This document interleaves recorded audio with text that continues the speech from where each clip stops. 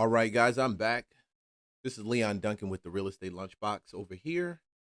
And of course, my goal is to show you everything real estate, culture, lifestyle, living in Atlanta. Uh, we do this Monday through Friday, 12 noon. You eating lunch? Go ahead and stop and hop on and listen. Shout at your boy. Shout your boy. Give me a shout out for you. But your boy is here. Look, I almost popped the screen. It almost went out. I'm going to do a new format, and our format is changing a little bit. That's why I'm running a little bit behind. From now on this channel, we're not going to cover any of these intense political issues. We're going to stick strictly to real estate unless it crosses culture, and of course, it's going to be culture, lifestyle. I want you guys to know what it's like living in Atlanta. I want you to know what it's like living in Houston, in Chicago, how these places compare to Atlanta, because of course I'm always advocating the market for Atlanta. 18 years real estate agent, investor, wholesaler, uh, broker. I've been in the business. You know, I had to make a decision this year. I said, how do I want to deliver the message of real estate to people? Okay. How do I want to turn around and share with people how the real estate market right now is going to change their lives or change what's going on with them? So this is it. This is how we're going to do it. So you're going to see me here 5 days out the week. You might see a couple videos that drop in between. If anything big comes out, something salacious, polarizing. And when I'm done with this, go check me out. I think we're going to run this at 3 o'clock at The Real Leon Duncan. That's my other channel, The Real Leon Duncan. You can find it, the link in the main description or underneath on this channel. But there we'll talk more politics. We'll talk a little bit more about gold, silver, Bitcoin, hard assets, not so much heavy business. But I'm a believer that we do better when we know better. We don't do better just because somebody says do better. And we definitely don't do better simply because we hear other people doing better. A lot of times this requires a restructuring of your thinking in order to go to the next level. And this is true whether you're in relationship. This is true whether you're talking about entrepreneurship and business. This is true whether you're real estate. To do this content channel and to change and to adjust and to pivot to what you guys need, I had to change my thinking. I didn't want to sit back and keep pounding the algorithm with things that I was passionate about when it came to politics, when it came to culture that crossed out of the real estate space, simply because you guys listen to this channel, the algorithm wasn't shooting it to the right people to come and listen also. But on The Real Leon Duncan, yes, the algorithm is popping. We're clear. It's a new channel. I only have 120, I think 104 subscribers, which is cool. But it's enough to live stream. But we're gonna run up the bag and run up that channel and talk to. I'm gonna talk to my people. This is not no Jay Morrison talk to my people, bro. I don't care if you black and white. I'm gonna talk to my people that share the same mindset, not just my color. I want to talk to my ambitious people. I want to talk to my ambitious investors, my ambitious wholesalers, my ambitious real estate agents, brokers, buyers, sellers, those building portfolio. I think the 19 years that I have in real estate validates me to be able to do this. I weathered the storm. Some agents cannot weather this storm. This is not an easy storm to weather. Agents are quitting the business left and right, and we're going to talk more about that. Because I'm not here to just tell you that they're quitting. My job is to show you how to stay in the mix so you can turn around, grow the wealth that you need for your family, do the things that you want to do, have that extra income. I don't care if you're full-time, part-time, it don't matter. It don't matter. And I'm not asking you to sell me, to buy anything from me. Anything I offer you is optional, but I will always spit the game. I will always tell you the game. I won't stand here and tell you that it's not true. And I'm not going to make it be something else that it's not. But this lunchbox is where real estate crosses culture, lifestyle. And yeah, you're still going to get the videos from me on booting. On this channel, I'm going to tell you how they be booting you in Atlanta. And I'm also going to talk to you about relationships, because some of you guys not deep dive in relationships, but when it comes to real estate, you guys don't need to be shacking up to go buy houses. Honestly, you really don't. Not with your spouse. You need to buy it by yourself. We're going to talk about the market. We definitely will talk about investing. We're going to do those good things. Just because your job laid you off don't mean that it's over. Don't mean that the world has come to an end. This is the beginning. Boy, we're about to see the beginning of something great. And that's what I believe, because I believe in every chaos there's opportunity. Follow me. Lead the way, drill sergeant. Lead the way. Here we go. Hey, so let's start with this. Rihanna's mansion, her house in Beverly Hills. Somebody came up to that joint, a man and a woman, and they shot. Brah, brah, brah. Yep. Shots fired at Rihanna's mansion. Let's talk about it. Some developing news this morning. A woman was arrested after a shooting outside Rihanna's Beverly Crest mansion. The singer was reportedly home when that gunfire broke out. Gigi Graciette live in Beverly Crest with the story. Gigi, good morning. And I can tell you, good morning, Bob and Jen, I can tell you security is really tight on this block when we're talking about Rihanna and ASAP Rocky's private security. There's several security guards stationed up and down the street, and there's been a flurry of activity between people leaving with suitcases and other people arriving with suitcases. Unclear exactly who they are, but as you mentioned, Rihanna was reportedly home yesterday when a woman pulled up in front of her home and just began shooting. So this vehicle's a white Tesla. If you went down Coldwater, 10 gunshots fired from the vehicle at the gate code 3. It's in it. It all happened in broad daylight about 1:20 Sunday afternoon in this normally quiet Beverly Crest neighborhood near Coldwater Canyon. People who heard the shooting told police it was a nonstop barrage of bullets, some hitting the front gate and reportedly the entrance to the home. This is, before we even get deeper to this, listen, a mirage of bullets, nonstop bullets. I don't believe Rihanna's responsible for this. Honestly, I believe it's something going deeper. And I'm sorry that when you marry a dude from the hood, you get hood shit, bro. That's what you get. Don't say I love him. There's always some beef going on with someone. And I think this just happened on Monday. So we will definitely know, and I'm going to keep you up to date on what's going on, because these stars live in these open spaces, even though it's a gated mansion, and we're going to take a look at her mansion. I want you to see the inside of it. It's banging. I think this like $13-14 million mansion, but they shot up her spot. The hell? You can go to Atlanta, Southwest in the hood and get some shit like that. Oh, no. You didn't have to move to LA. You didn't have to move to Chicago. You didn't have to move. You don't have to do it. You can go Chicago, you can go New York, you can go all these little hood spots. Who thinks there's traps? That's why we call it in Atlanta the trap. Certain places in Atlanta, you're going to trap. You're going to trap. Now they turn in LA into a trap. That's a trap house now. That is so freaking bad. It's the worst. It's the worst because it makes you look bad for your residents. Your neighbors, they look bad. They're looking at you like, what the hell we got next door? We thought this was Rihanna the star. Now we know this is the gangster. Behind the gate, with witnesses telling police the suspect was in a white Tesla with paper plates. They described her as about being in her 30s with blonde hair and braids. She was last seen heading northbound on Coldwater towards the San Fernando Valley. LAPD's air unit quickly spotting the car and following it all the way to the Sherman Oaks Galleria right there on the corner of Sepulveda and Ventura.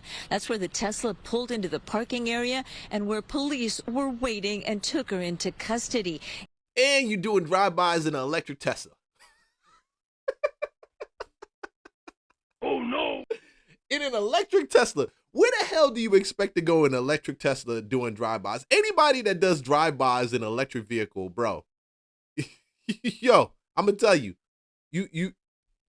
you're doing the wrong thing, bro. You're doing the wrong thing. You're doing the wrong thing. Inside the car, police say they found an assault-style rifle, again inside the suspect's Tesla. Meanwhile, neighbors described exactly what they heard after calling 911, of course. Bam, bam, bam, bam, bam, bam, like probably 10 shots. It was scary, but... Hey, I'm streaming right now. You good? What's up? Is it emergency? Okay. All right, I'll be here. I'm just covering Rihanna drive-by shooting at her house. Oh, yeah. They did a drive-by shooting on her house, bro. 10 shots. A lady and a dude in the car. Tesla, too. They're driving a Tesla. I'm telling these people it's a Tesla. Why would they shoot at Rihanna? I don't know. But I'm going to finish the stream. They insane. I'm going to finish the stream. We're going to talk more. All right. Bye. Yeah, insane. This is wild. You know, I can't imagine being in the house because you're hearing the bullets hitting and that sort of stuff. I have no idea what it could have been, although I know it was just jarring, very jarring in the middle of a nice Sunday afternoon. And again, officials say Rihanna was home at the time of the shooting, but it's unclear if her 3 children and ASAP Rocky were also here. Detectives with LAPD's Robbery Homicide Division, they worked late into the night last night here at the home, combing the area for clues, but they did not release a possible motive for the shooting. And bringing it back here live, you're looking at the front gate of the home, and you might be able to make out what appears to be white tape. That's actually covering up at least 5 bullet holes that we counted, 5 of the multiple shots fired at the home yesterday. We hope to get an update from LAPD later. Everybody knows where these stars live. It's not hard to find out. When you become a star, I mean, there's ways you can take your information offline, but honestly, a lot of people know where they are. This is very weird. And honest, y'all may say, hey, Leon, just because she married a hood dude doesn't mean that this is a hood related hit. But come on, man. You living in this type of mansion and you got people that's pulling guns. Why can't we see Russell Crowe ain't got it? Who else? Who else ain't got it? What's the dude from Iron Man ain't got it? Captain America ain't got it. What the heck, man? What the heck? But this is it. This is the product of not changing your mindset, but still getting a bunch of money. Somebody ticked somebody off. Somebody had some type of altercation with someone. It ran its course. And I know in the upcoming days, we're going to find out why they shot at this Located in the upscale Beverly Hills post office neighborhood where many fellow celebrities reside, Rihanna's house spans 7,628 square feet and sits on half an acre. The gated home comes complete with a carriage driveway with parking for up to 10 cars, a gym, 6 bathrooms, a media room and 2 entire floors for entertaining, as well as the stylish furniture used by Rihanna. With a lavish white front and a luxurious landscape garden, the 5-story property also features underfloor heating and even a lift for guests. I mean, would you be living here and have this is like, you know what? This is like Tony Montana shit, bro. I'm telling you. This is Tony Montana shit. All I needed was A$AP Rocky to come out with an AK and start blasting shots. If he was there. He probably wasn't. I mean, I think probably the shots that rang out with this probably didn't really, they heard it, but then they quite didn't know where it was coming from. It looks like such a huge house. Exquisite property opens out onto manicured lawns in the landscape gardens. It has an open-plan kitchen, a reception room and family room. The entertaining space has been arranged so that the informal relaxation and leisure areas are on the garden floor, whilst the more formal entertaining spaces are on the raised ground level. On the garden floor is a double living room arranged to provide a family room and informal dining area with 2 sets of French doors opening onto the outside terrace. The large fully fitted kitchen is open plan with a central island, walk-in pantry, bar and separate wine storage. The home also comes with several bathrooms, a sauna and a home gym, while former tenant Rihanna benefited from a personal chef and private security. This Wow. This is pretty dope. This is a dope little spot. Rihanna got a cool little spot, man. It's a cool little spot. It sucks that you would have something like that happen. I mean, shoot. That literally happens in one of the places you would not expect. People move to these type of places to avoid that. They don't move to that in order to run up to it, you know? But shoot, bro. Oh, shots fired. Shots fired. Boom. Man, I want to pivot over to. We have some breaking news into the alert desk overnight. The largest luxury department store group has filed for bankruptcy protection. And this morning, the news is sending shockwaves through the retail industry, as this could mean the end of Saks Fifth Avenue and Neiman Marcus as we've known it. Saks Global has filed for Chapter 11 bankruptcy, and this indicates that they have too much debt to run the business, and new owners will likely be stepping in. So here. Hey, if you're watching for the first time, please like, subscribe, follow for a lot more content. If you're looking for more political wise deal and some of the other stuff we cover, go to The Real Leon Duncan, subscribe. We're going to be on there live at 3 o'clock today. Just want to give you guys an update. How this will impact you and your wallet. The New York Times says experts are pointing to the new regime closing a number of Saks and Neiman stores, and also about half of Saks Off Fifth stores. Now, we have several locations in South Florida, including the Saks Fifth Avenue you see right there at the Dayland Mall. But don't expect the doors to be locked anytime soon. These decisions usually take at least a month. Now, if you want to get some serious deals, I checked Saks Off Fifth's website. They're offering 75% off of purchases right now. And Americans have been shifting their shopping habits, especially after the pandemic, with e-commerce outlets like Amazon soaring in popularity. Luxury retailers. Shein is going bananas. When I see Shein, Fashion Nova, most of these women, you guys can dress and look really good without even going into Saks Fifth Avenue. I've been into Saks, and I think I got a couple shirts like this. It was cool, but it wasn't anything I couldn't pick up from H&M. And I think just after 2020, after COVID, all this stuff stopped. You got to see this commercial space also that they're taking in. This stuff costs money, man. Even in Atlanta, our Saks Fifth Avenue is ghost. It is gone. It is gone. Consumers right now are more sensitive to how they spend. And a lot of these brands, some of these big retailers like Saks Fifth Avenue, they're just feeling the pinch for it. And I'm good for it. I don't believe that you should have to go in there and spend $500 for a suit. Let's at the real, honestly, a lot of people do it to impress other people.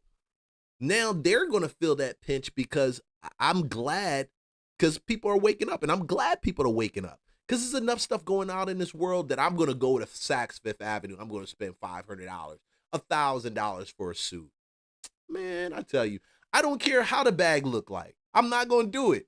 I'm not going to do it. I don't care what real estate deal closed afterwards. I'm just not going to do it, because spending habits are changing, and it's very important. This is one reason I'm doing this. It's very important. You need to change your spending habits for this new era that we're going into. We're going into a new space right now that nobody cares. Nobody cares if your suit is from Saks Fifth Avenue. They don't care if your shirt is from Saks. Nobody cares. It's only you that care most of the time.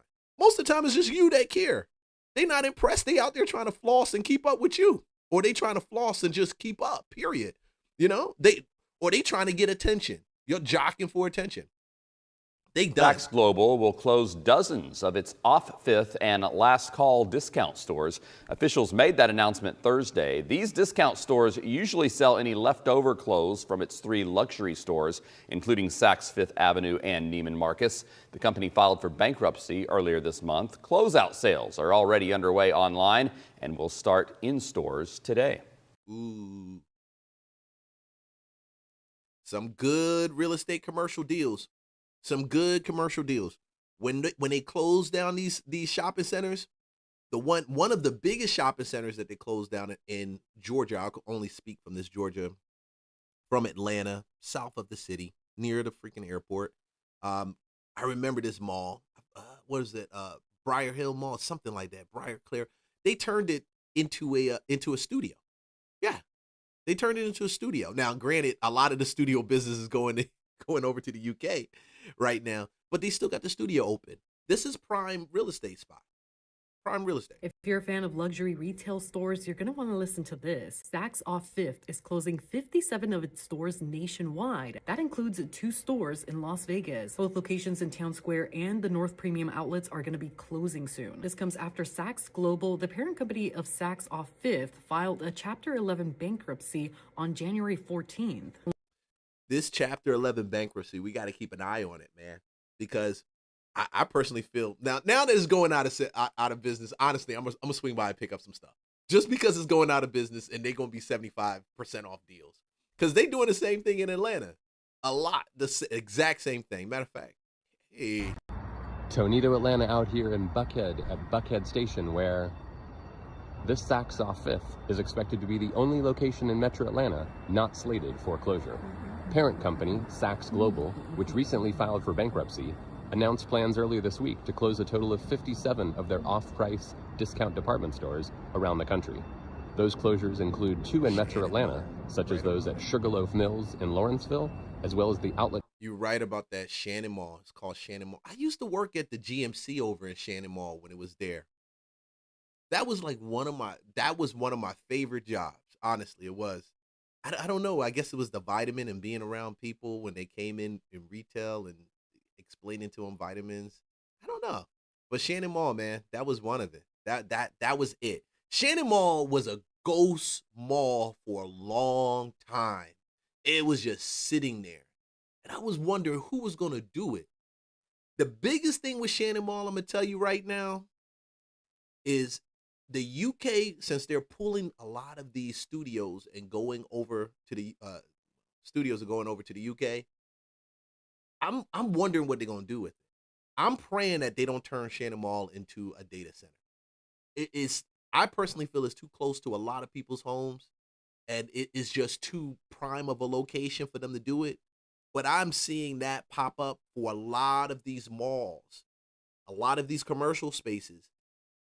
I'm just seeing it. And data centers, and we're gonna talk about it this week because I'm gonna do the thing on data centers. This data center thing is bad, but I'm not gonna go too far off of that. Shops at Atlanta in Woodstock. A Saks Off Fifth store previously closed in Dawsonville at the North Georgia Premium Outlets. Full-line department stores, including Saks Fifth Avenue at Phipps Plaza and Neiman Marcus at Lenox Square, are expected to remain open for now.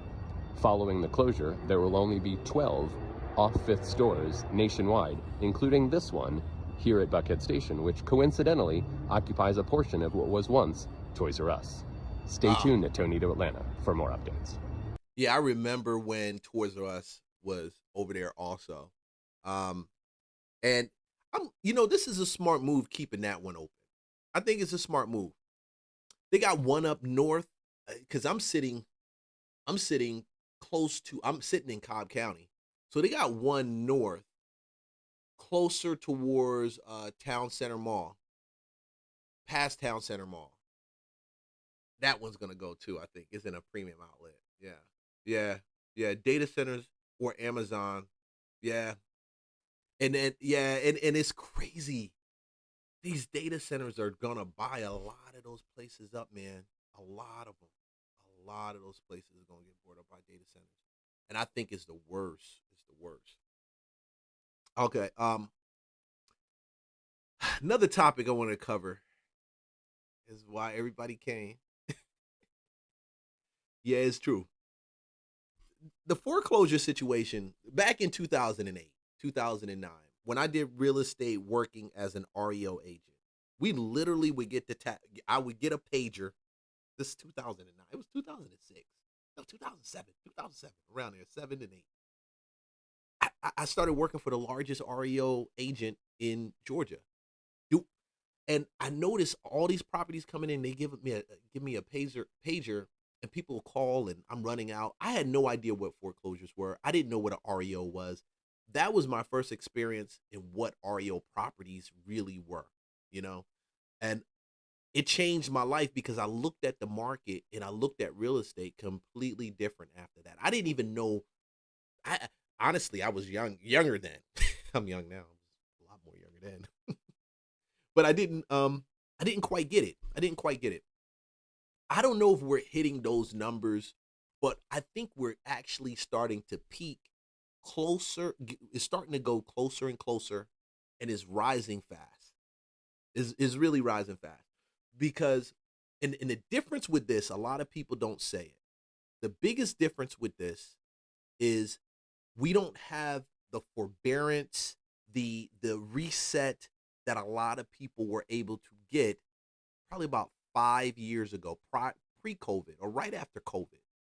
Because just before COVID and after COVID, they had this ability where you can if you were behind on your mortgage, they say, okay, we'll keep your house. All we need you to do is sign these paperwork. And I remember there was a bunch of people that were signing the paperwork, and basically they were creating these micro notes that tag to the back of their loan. So if their house was worth $300,000, let's say they were $15,000 behind, guess what? That $15,000 went to the back of the loan. So when they sold their house or refinanced, that $15,000 was paid out, and they just got a fresh slate starting to make their payments once they took that and put it in the back of the loan. They don't offer that now. And so I can see why foreclosure rates are starting to go up little by little. The truth is, this does cross political lines, because that was something that was put in place right on the tail end of COVID to keep that massive foreclosure rate from hitting. People wasn't going to work. Now, less jobs, job reductions, UPS, Amazon, man, cutting people off, laying them off. That's going to be as worse to me as COVID. Because like we spoke about this data centers in the last story, these data centers, they create job opportunities without a shadow of a doubt, but we still have to deal with, is AI really causing people to lose their jobs? Because people are losing their jobs. This is the only way that this is taking place. There is massive job loss, and some people can't even afford to make their monthly payments. They can't afford to do it. So it's going to affect, with this inflation, is going to affect the market. And I hate to say it, this is going to affect those people that did not have anything in place for additional streams of income to hit their lives in case that job left them. We keep relying on these damn jobs as our source, bro. I'll keep telling people, your job is nothing more than an opportunity to pay your bills and to give you seed to plant for your dream and for your vision. It's not designed to be your only thing in life. And when you depend on it and you keep it your only thing in life, you never get, they hit you with something like this and you fall behind 3, 4, 5 months. Next thing you know, you're 6, 7 months behind, and you're begging them to keep your house. What I got to do? And you got to do everything out the book to find the bread to keep it. The banks tell you that you have X amount of days to pay your mortgage. Give them some sort of response. See, I'm not lying. I'm here with the Harnett County Sheriff Department. When they tell you that you have to get, whatever, get out, whatever, you got to believe them, because they're not playing, y'all. They are not playing. It's super sad. It's really sad. So I can help people out of these situations. You just can't stick your head in the sand. From the real estate company, they're here. For whatever reason, I'm going to stop it right there real quick. You stick your head in the sand and you think this is going to go away. It never goes away. It never goes away. And if you're looking at this and you're facing it, or you may know somebody that's facing it, tell them to call them immediately. Immediately give them a call and find out what they can do for you as a workout plan. Sometimes forbearance, even if it's for 3 months, may give you the chance to find the bread.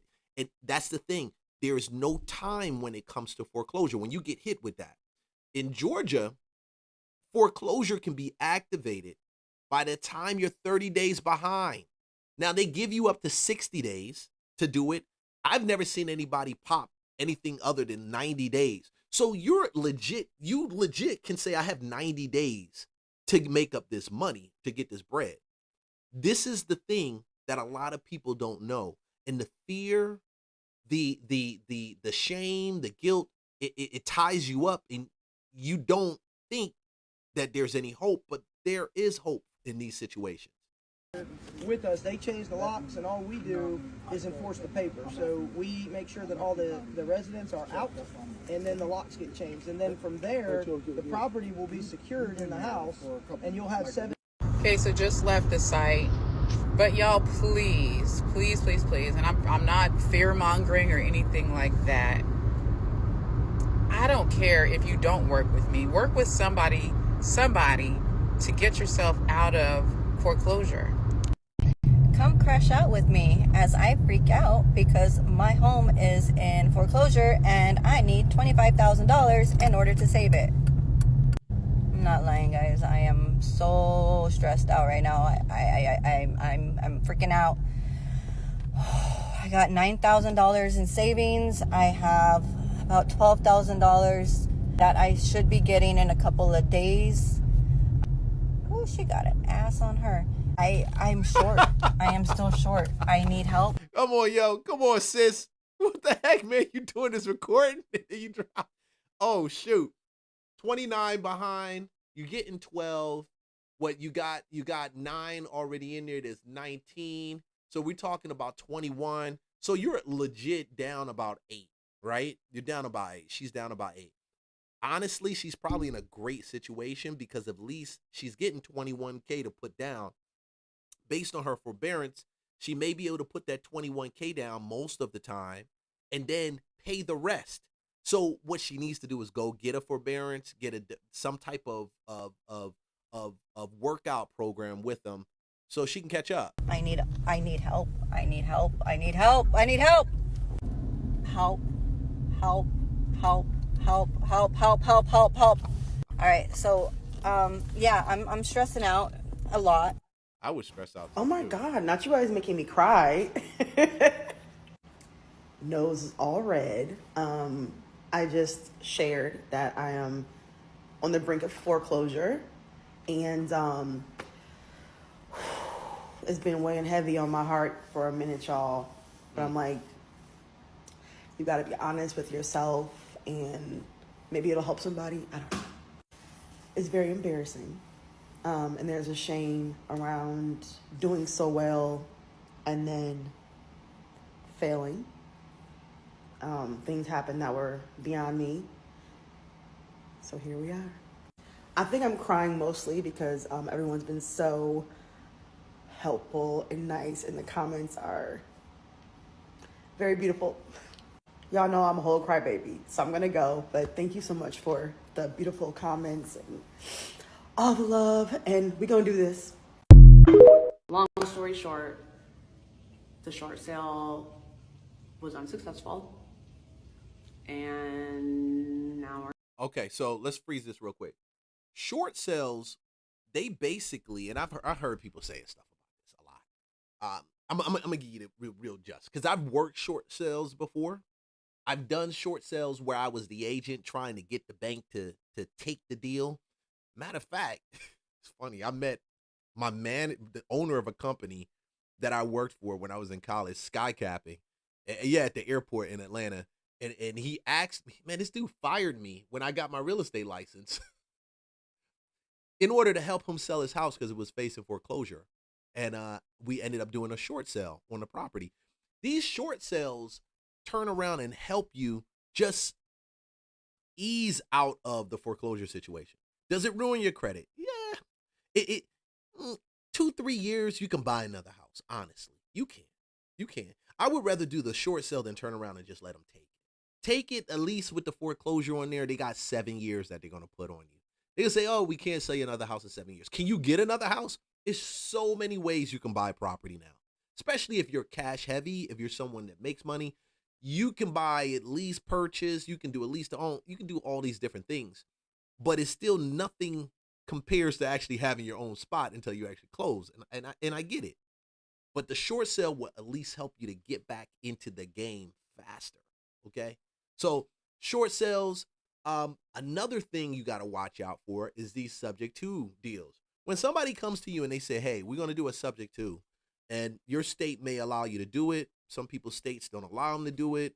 Basically, a subject to just means we turn around and we take the house subject to the existing mortgage.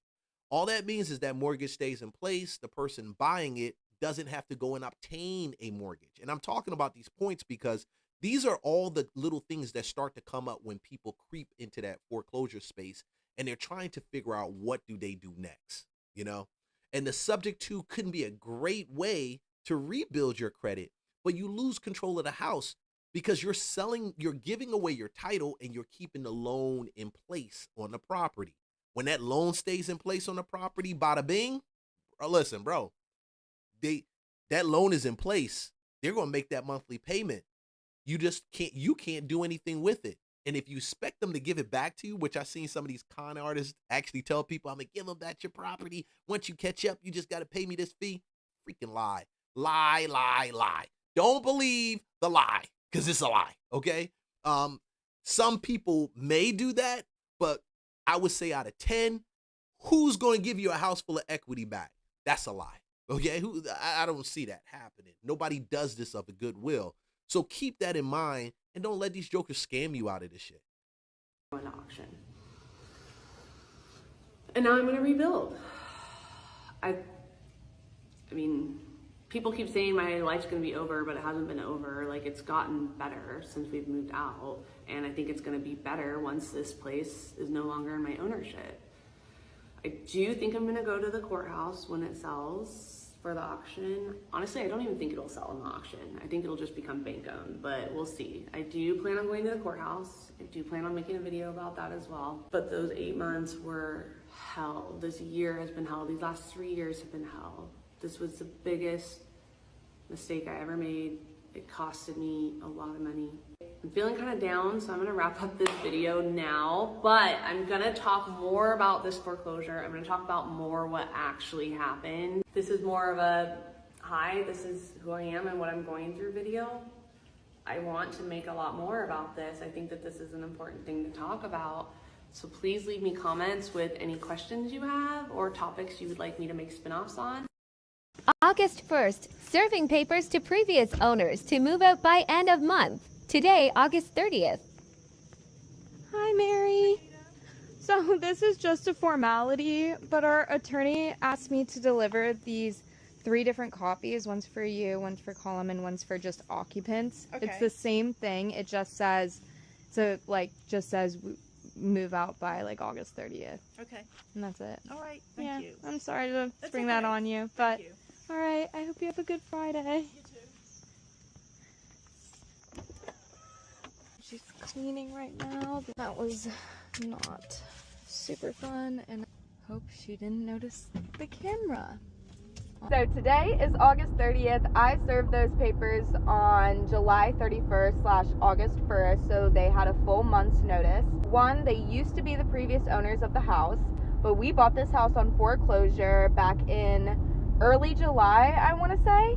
So I threw this in here so you understand this. When your house is actually purchased in the foreclosure process, also, let's say you get foreclosed on, your house gets sold on the courthouse steps, or it's sold to whomever, auction, however they do it. Most states, there's the profit between what the bank makes, and man, I tell you, investors are going to scream at me for telling you this too. A lot of them are, and they're going to be mad. Anybody that sees this, that money between what you owe on the bank, owe on the mortgage, and whatever it sells for in auction, you know that's entitled. You're entitled to that. That's the proceeds. That's the difference. Because the bank only wants what they're owed, which is your loan balance. But let's say your house, and I've seen people, this happens, and it's a sad situation where it's 6. They're in. You got about 100,000 of equity in the property, and it sells for exactly what's owed. I mean, it sells for more than what's owed on it, whether it's 50,000 more, 75,000 more, because they still get a deal. Not like that little bit, you're entitled to it, and they don't tell you you are entitled to that piece, man. You are, okay. I don't know what your county situation looks like, but in Georgia, you can literally go find out if you have money that's owed to you from if you had a foreclosure. There's guys that go out here and actually find that, bring it to the people and say, listen, this is how much you owe. And I'm going to tell you, if you turn around and you let me work with you, then we get it back, you pay me 10% of that, and they can get hold of it for you. So keep that in mind. And we closed in July. We still gave them 30 days to move out. Clearly you saw me serving the papers that our attorney told us to serve them. Comment below, what do you think they did? Do you want an update? Because I'm... Nah, we good.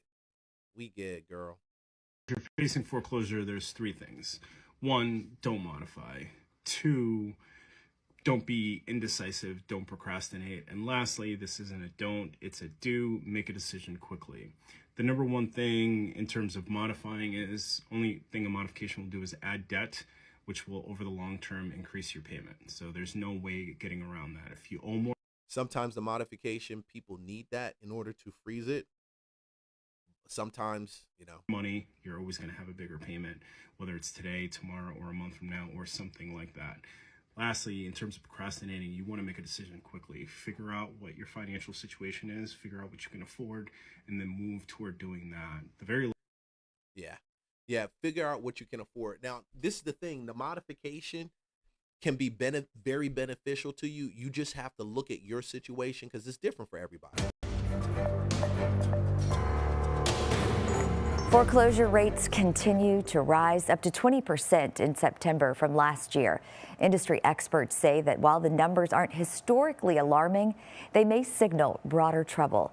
CBS's Christian Benavides takes us to Florida. Is she wearing a halter top? Like, is she wearing a cutoff top? Her belly button as a newscaster? What's up, man? What's up with y'all newscasters? What's going on? Which has the highest foreclosure rates in the country. This houses one of realtor Emily Odak's half-dozen foreclosure listings in South Florida, and more are in the pipeline. We have properties that are behind the scenes that are about to become foreclosures, that are pre-foreclosures, that we are currently watching or may be in default. Adam, a provider of nationwide property data, reported more than 35,000 foreclosure filings around the country in September. When people aren't paying their mortgage per se, 40,000 homes were taken in the month of January. That indicates something broader in the market for us. Foreclosure rates are up 20% compared to a year ago, and nowhere more so than Florida. Nevada also made the top three. Both states were popular relocation areas during the pandemic. What we don't know is if the folks that maybe were moving there for remote work during the COVID era are starting to see distress or not. Typically, it's older homes just going through traditional foreclosure processes. The high cost of home insurance and rising HOA fees for condos are driving up prices for Florida homeowners, increasing the risk of foreclosures here. Especially because of the Surfside tragedy. The city comes in, they check out the whole building for the past 30 years, what needed to be fixed, what needs to be fixed, and then they go and allocate special assessments to the homeowners. So give you an idea too, condos and townhomes are always the first ones to go. When we hit these foreclosure spaces and time frames, you always look at condos and townhomes.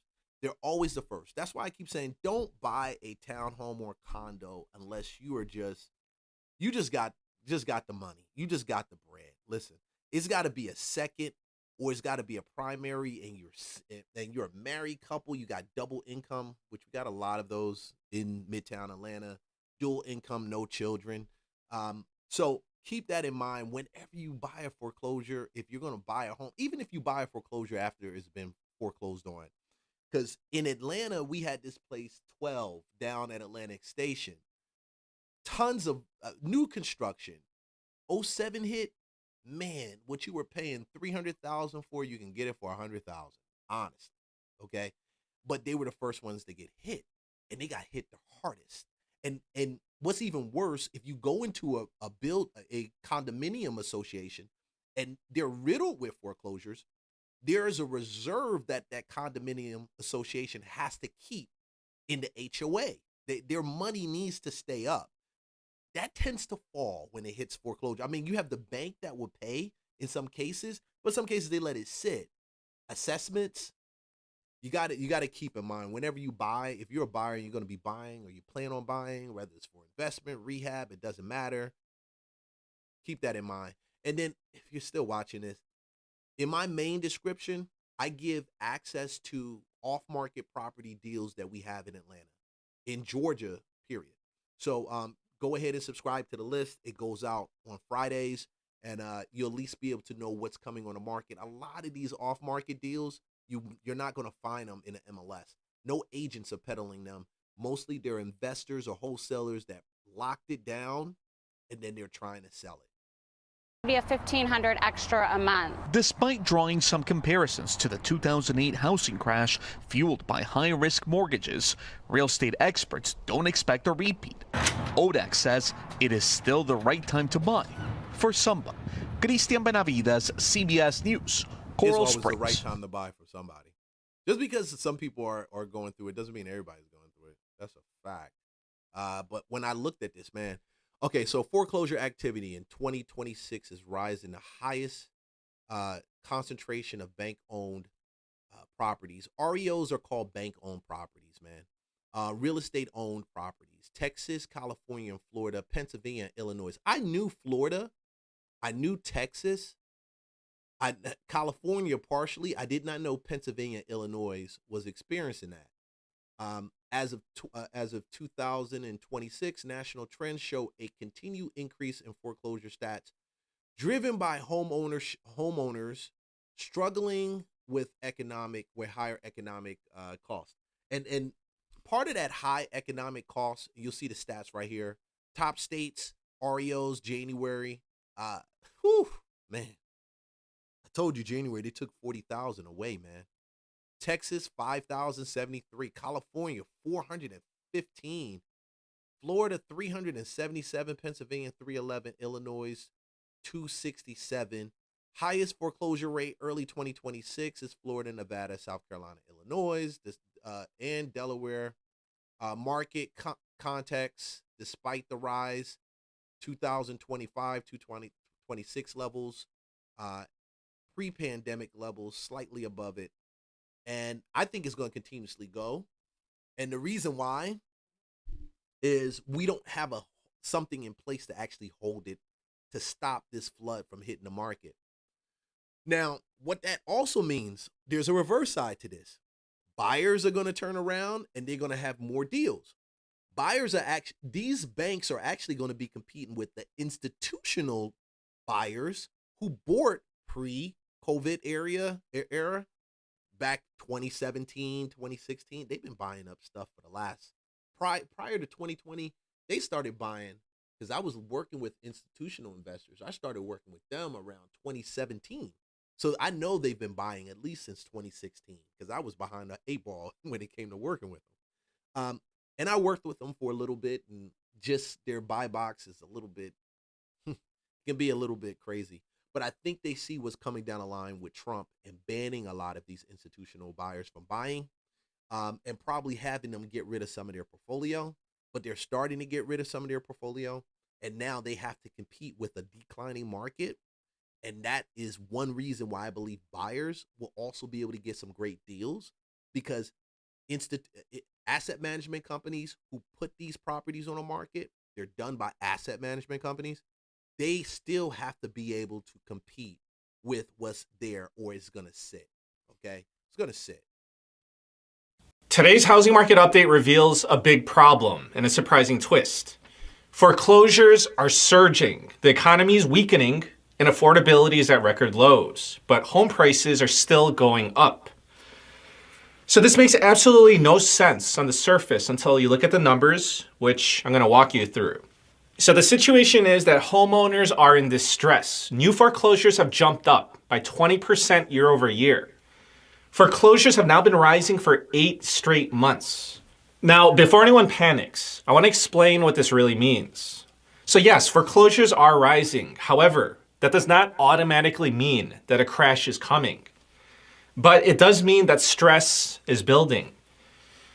Okay, so with that being said, a few good questions are, should we be concerned? And how has this been affecting home prices? First, let's take a look at home prices. The median sale price of a home in the US now stands at $440,387. So as of the day I'm doing this video, this is what, January 1st, we're in March. Median home price in Atlanta 385,000. We were up at that 440, 445 mark last quarter, November, right? That means between November and now, we went from 445 around there, 435 to 385,000. Bro, yes, it's getting cheaper. I believe the market is really getting cheaper. It is getting cheaper. But the crazy part about it, even when it gets cheaper, not everybody can still buy. We had 5 houses under contract that fell through. 5 contracts. 5 houses. 5 contracts on one house that fell through. 5. I couldn't tell you. I was looking. I said, "Oh my God, we got to do this thing again." But yeah, that's truly what's taking place. So the stress in this situation now is gonna create more deals for buyers to find. So I realized why it fell through, because it was stressing. A lot of people were just they just houses were hitting the market lower than what we had, and they were competing to go lower all the time. And guess what? The more you compete to go lower, somebody's going to buy. Somebody went under contract with us and they saw something else down the street that was probably a little bit better or a little bit cheaper, if not better. I think it was pretty cheaper because this was a good looking house. Cheaper. And they jumped ship to it. Yeah, 5 different times because you had a flood of houses that hit the market. So now sellers are going to be competing against a lot of this when it hits the market. And I don't think they're ready. Actually up by 1.4% compared to 12 months ago. Okay, so although foreclosures are going up, it's not been enough to move the needle, and I want to show you why. So here's a chart of the quantity of foreclosures for the past 20 years, and this is quarter by quarter. If you look back at the mid-2000s, you can literally see the curve bending upward years before the crash, right? I mean, you could see the momentum building. Foreclosures were accelerating with a steep slope. But today, I mean, take a look for yourself. The slope is not even close. So this is where we're at right now. This is where we stand. And you could see that even though the headlines are scary, foreclosures for October jumped by 20%. Yes, it's a 20% increase, but it's from a relatively smaller amounts. Yep. So as that amount begins to grow, that's when you see it peak. One thing we didn't do in that first foreclosure run, I don't believe information was spread as fast as it is now. So when you post something on YouTube or TikTok, people jump on, oh yeah, okay, let me see what's going on. And they're always locked into the market to see what's next. The reason this time is a lot more dangerous, think about it. You're talking to me, you're watching me on YouTube right now, right? Boom. YouTube wasn't even big or really wasn't growing until like 2010, 2011.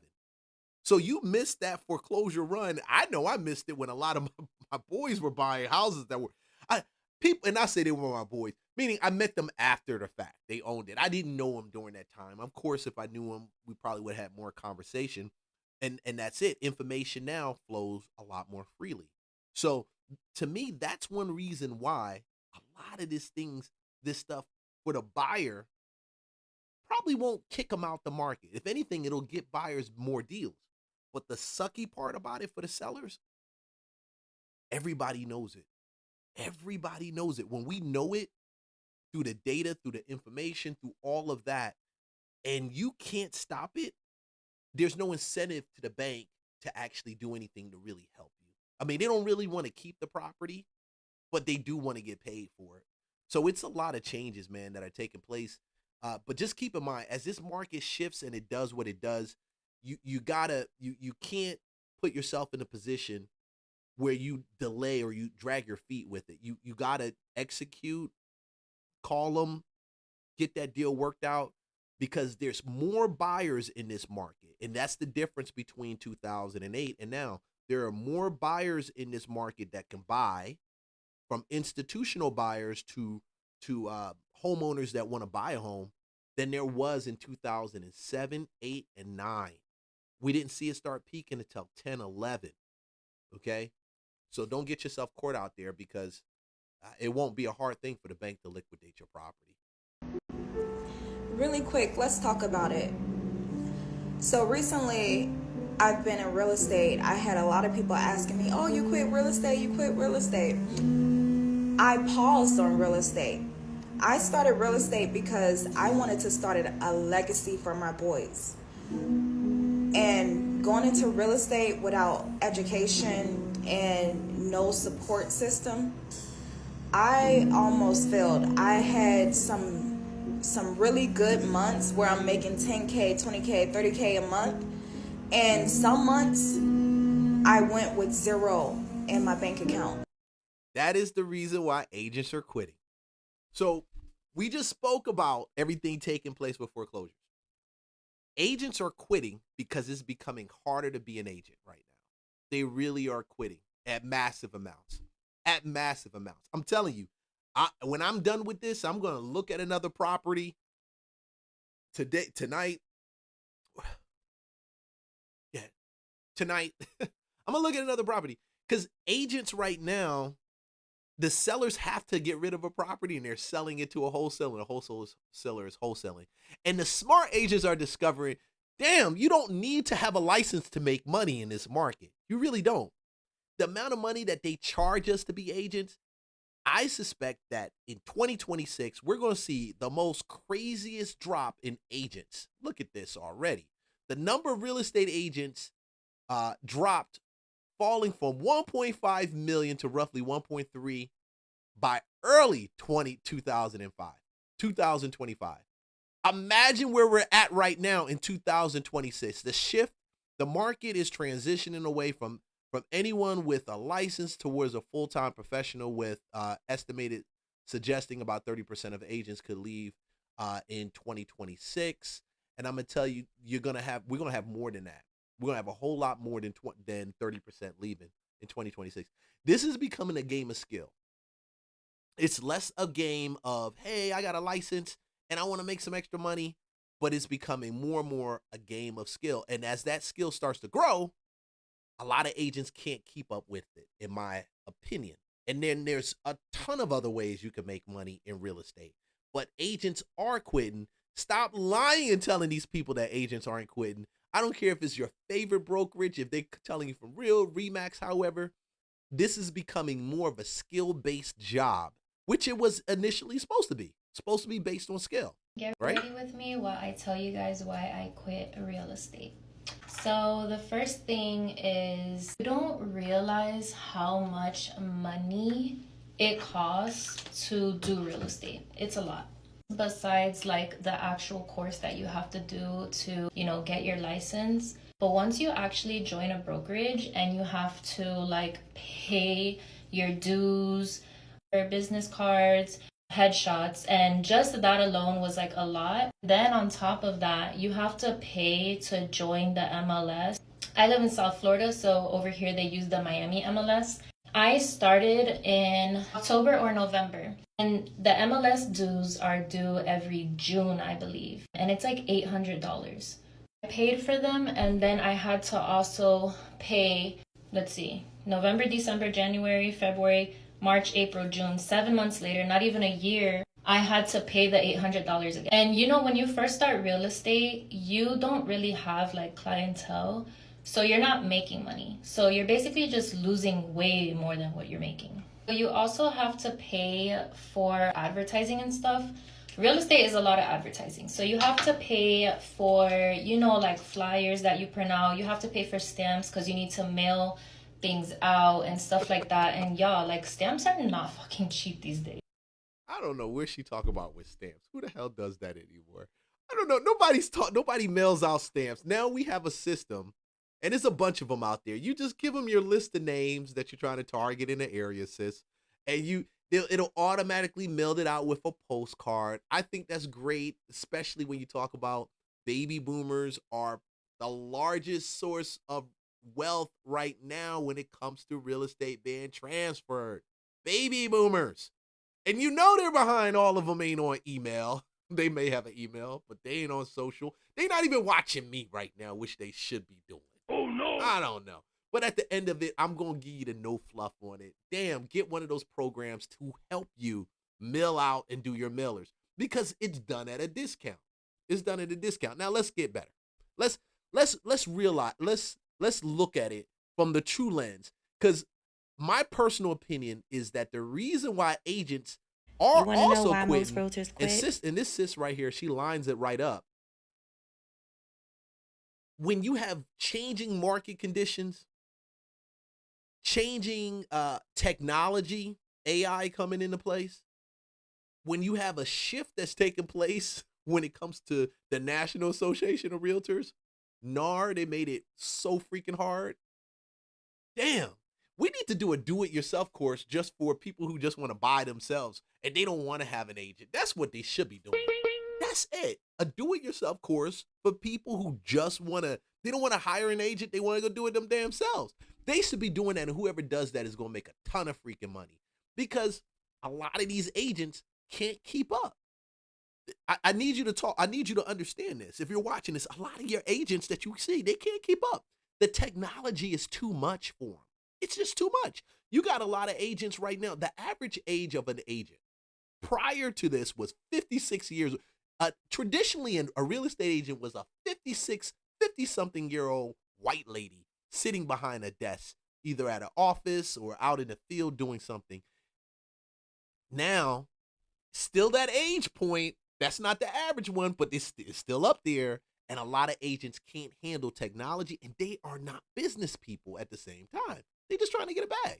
It's because they traffic in tradition. Let me break this down to you. They follow the same damn blueprint everybody else has been following since 2005. Post a just listed, post up a flyer, sit at open houses for 3 hours hoping that somebody walks in. And that's not real estate anymore. That's a slow death in a fast game. Real estate is not just about homes anymore. It's about execution, attention, and conversion.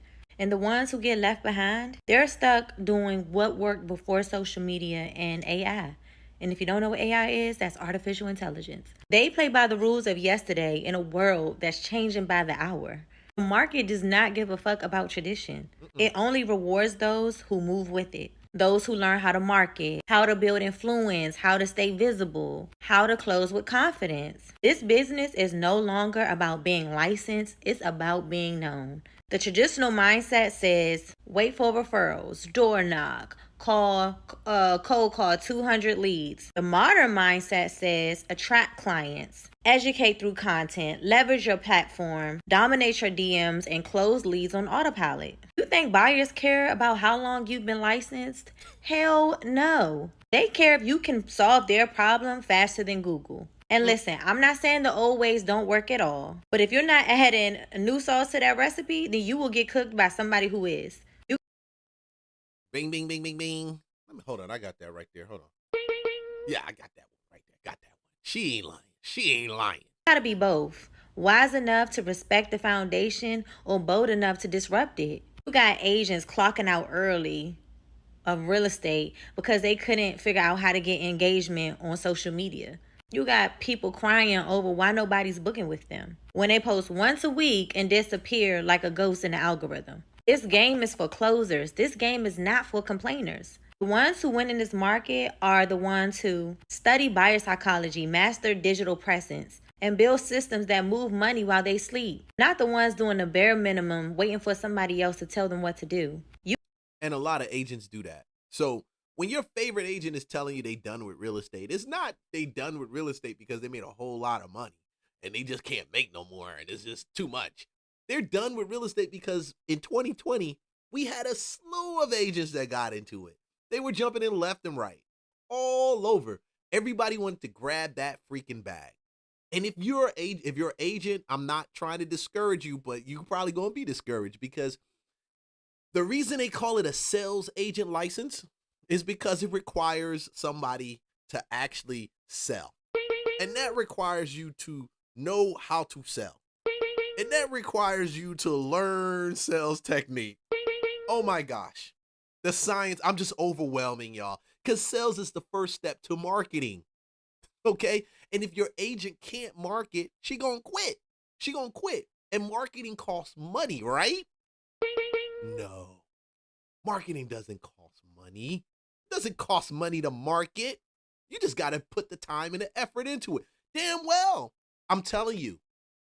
You watching this channel? We've had over a million impressions 350,000 views, ran up viral, and people still drop me messages and emails. And if you're one of those people, I appreciate you. Listen, I love you. Just go get that new that list of homeowners, that list of properties that we're getting rid of every Friday. But that's the reality of it. The old ways of doing that shit is done. And they won't come to adapt it, I think, mentally. I don't know. But agents, I think we just need new types of agents that are out here. Honestly, I just do. Real estate agents everywhere are going broke right now. Did you know that in 2025, about 70% of real estate agents did not close a single transaction? When I heard this, my jaw just hit the floor, guys, because that is one of the wildest statistics I have heard in a while. Like, we know that the real estate market is in the toilet right now. Pending home sales, they just hit a record low, even lower than they were going back to 2008. When you see the pending home sale index today, it's sitting right around 70, whereas back in 2008, it was around 80, 85. So it is just absolutely abysmal right now. People are not selling houses, and this is causing many real estate agents to go broke. Some agents are even reporting very long stretches of no transactions going back to late 2024. This is well over a year without making a sale. And let me tell you guys, as somebody who used to work real estate full time, even when things are good, it is a hard business to survive in, especially in saturated markets like here in Miami. It is also a known fact that about 10% of the top producer real estate agents do about 80% of all the business. So, just from that stat alone, if you're not in that top 10% of top producers, it's very hard to have a consistent flow of transactions, even when things are good, let alone now when home sales are at record lows. Now, we have to be honest and look at the facts also, which is that a tremendous amount of people jumped into the real estate game during the pandemic when the housing boom began. If we look at what happened just between 2020 and 2021, there was about 156,000 new people entering the real estate business just in those 2 years. The membership numbers from National Association of Realtors went from 1.48 million to 1.56 million. So 1.48 to 1.5, then it dropped down. We're at 1.3, like I said. So how do you navigate this? If you're an agent, if you want to be an agent, if some people really just want to be a real estate agent, and I get it. I do believe this is probably the best time to get in. Believe it or not. We went through this whole video, and I'm going to tell you, I believe it's the best time to get in. If, this is the caveat, if you're willing to work and put in more effort than the normal agent would actually do, because you're swimming uphill right now. You're dealing with the fact that you don't quite know it and you have to learn it at the same time. You have to learn it. I think it's the best time to get in right now, because if you're someone that's process driven, if you're cool with learning new skills, if you have a sales background and you've sold before, it's the best time to get in. It's not the best time to get in if you've never sold anything before. If you just want to have an open door with money just thrown at you, this is not the best time to get in. Not at all. So this is not a doom and gloom message. This is we need the few. We need the proud. We need the Marines. We need the ones that can actually sell. We need the ones that are, you can't be afraid of door knocking somebody. You can't be afraid of freaking turning around and making those cold calls, or getting on a stream like this and telling people about what's going on in the market. I'm not lying, okay? But there is still hope for it. But the agency, as just the life of being a real estate agent, I believe that's actually changing, not because the market is causing it to change, but there were some things that happened pivotally, right? Pivotally, yeah. That National Association of Realtor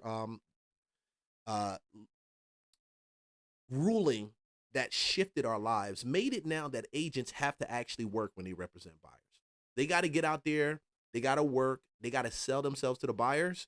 And If the buyer doesn't have money, now they got to turn around and negotiate that same commission they were normally getting with the seller.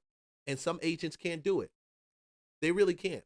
I mean, I've had deals crush that fell apart because the agent forgot to negotiate the commission. They asked me like a week close to closing, like, hey, what's my commission? I'm like, bro, we never spoke about a commission.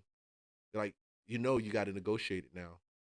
Oh, 24 hours. I got a letter that said we can't move forward. But that's real estate right now. Hey guys, like, subscribe, follow for more content. I will see you guys on the next stream. I am hopping off. I kept it within an hour. Yes, I did. Real Estate Lunchbox. I see you guys tomorrow. Remember, Jesus loves you just the way that you are. Stop believing it, the junk that some of these people tell you.